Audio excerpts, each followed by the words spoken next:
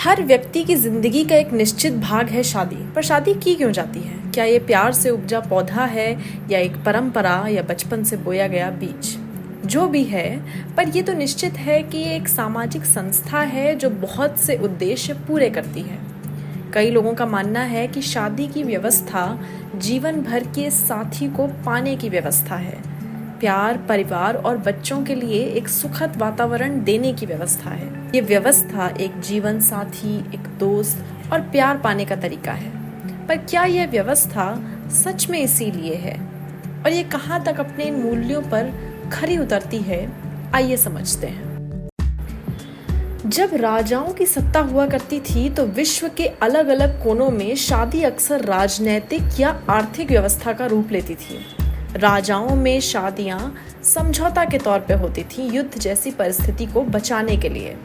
वहीं आम जनता में भी आर्थिक और सामाजिक मापदंडों को पूरा करने वाली शादी ही स्वीकारी जाती थी। तो शायद ये सवाल आपके मन में उठ सकता है कि क्या समाज एक महत्वपूर्ण हिस्सा है शादी का? जबकि हमें ऐसा महसूस नहीं कराया जाता है। हमको ऐसा बताया जाता है कि ये दो लोगों का मिलन है, प्रेम का बंधन है, परिवार पूर्ति का तरीका है। जबकि असल में समाज की स्वीकृति के बिना शादी का तो कोई महत्व ही नहीं।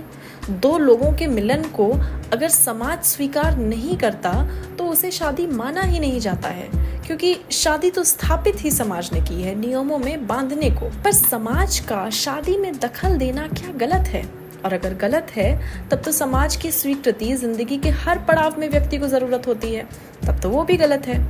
पर क्या जिंदगी के दूसरे पड़ाव इंसान को बांधते हैं या आजाद करते हैं? क्योंकि शादी दो लोगों का बंधन है, नियम है, जिधर जिम्मेदारियां होती हैं, निर्धारित काम होते हैं और उनका पालन करना जरूरी होता है। और क्योंकि ये बंधन के निर्माता आदमी है या पितृसत्तात्मक समाज है, इसलिए इसमें आदमियों के लिए पक्षपात भी है। शादी होने के बाद पत्नी अपने पति का नाम अपने नाम पे जोड़ती है। उसके जाति, उसके धर्म, उसके वर्ग, उसके गुट और उसके परिवार की हो जाती है। वो उसकी अर्धांगिनी बन जाती है। वो अपने पति के पीछे पीछे चलती है। जहाँ उसके पति की नौकरी करने का स्थान होता है, वो भी वहीं अपना घर बसा लेती है।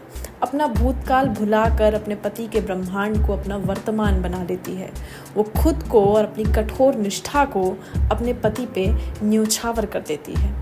पर उसी समाज की ऐसी अपेक्षाएं पतियों से नहीं होती हैं। क्या आज तक किसी पति ने अपने धर्म या अपनी जाति या अपना परिवार छोड़कर पत्नी को अपनाया है? पर दुखदाई सिर्फ इतना नहीं है कि पत्नी अपना अस्तित्व, अपना भूतकाल छोड़कर एक नई जिंदगी को अपनाती है। उससे भी ज्यादा दुखदाई ये है कि वो इस नई जिंदगी में भी खुद का अस्तित्व नहीं ढूंढ पाती।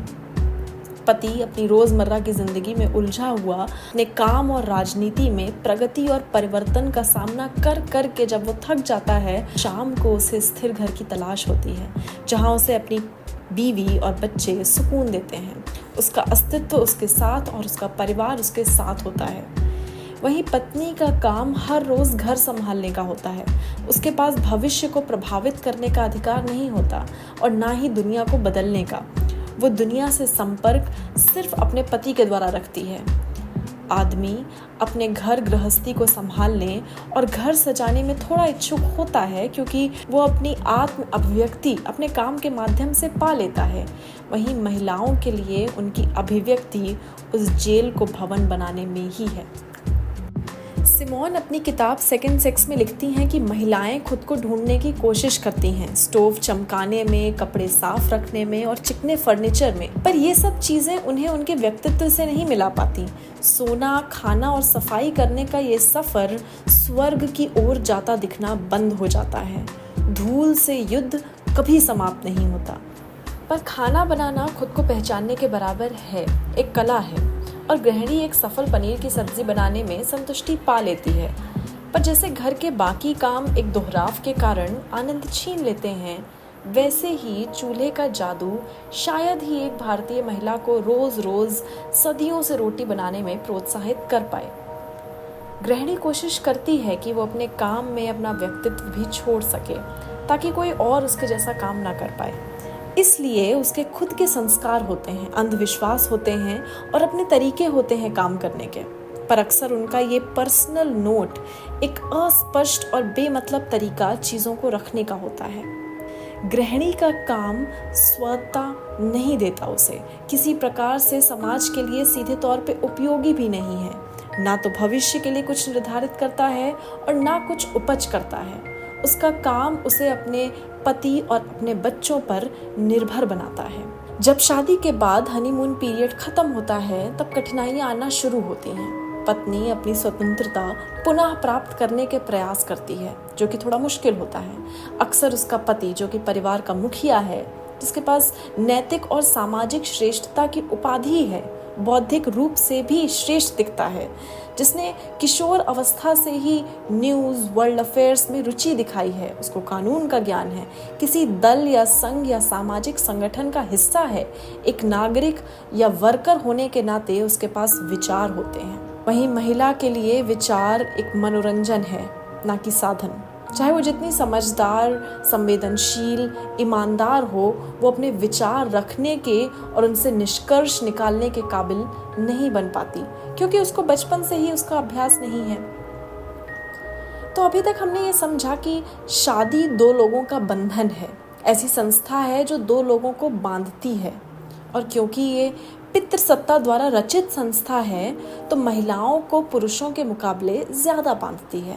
पर शादी को प्यार से जुड़ा बंधन बोलते हैं, तो क्या प्यार भी बांधता है? फिलोसोफर मॉन्टेन्या इसी पर लिखते हैं कि प्यार कोई बंधनों से बांधकर काम नहीं करता और धूमल हो जाता है। वहीं फ्रेंच नॉवलिस्ट बॉल्ज़ैक लिखते हैं कि प्यार और शादी में कोई भी समानताएं नहीं है। वो कहते हैं कि शादी एक नियम है प्रजनन को वैध बनाने का, जहाँ प्यार का कोई स्थान नहीं होता। उनका कहना है कि जुनून अपनी पत्नी के लिए पैदा तो किया जाता है, पर वो हमेशा के लिए सहन करने के बराबर हो जाता है। वहीं कियोको के मुताबिक प्यार स्वाभाविक है, पर शादी एक निर्णय।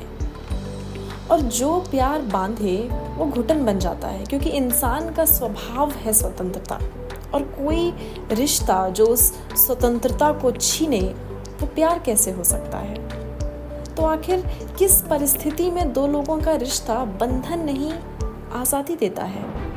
सिमोन लिखती हैं कि आइडियल रिश्ता वो है जहाँ दो व्यक्ति पूर्णतः आत्मनिर्भर होते हैं और फिर उनका मिलन होता है। वो आगे लिखती हैं कि स्वतंत्रता का मतलब अस्थिर होना नहीं है। एक कोमल भावना एक दूसरे के लिए होना इंसानी है, पर यह सिर्फ व्यक्ति फैसला कर सकता है कि उसको इस रिश्ते को निभाना है या नहीं, क्योंकि भावना मुक्त होती है, उस पर कोई रोक टोक नहीं लगाया जा सकता। जब वो निर्भय भाव से ली जाती है तभी वो रिश्ता सफल होता है। तो अगली बार आप कोई रिश्ते में जुड़ने जा रहे हों तो खुद से यह सवाल ज़रूर करिएगा कि क्या ये रिश्ता मुझे या सामने वाले को बांध रहा है या आज़ाद कर रहा है। विचार कीजिएगा।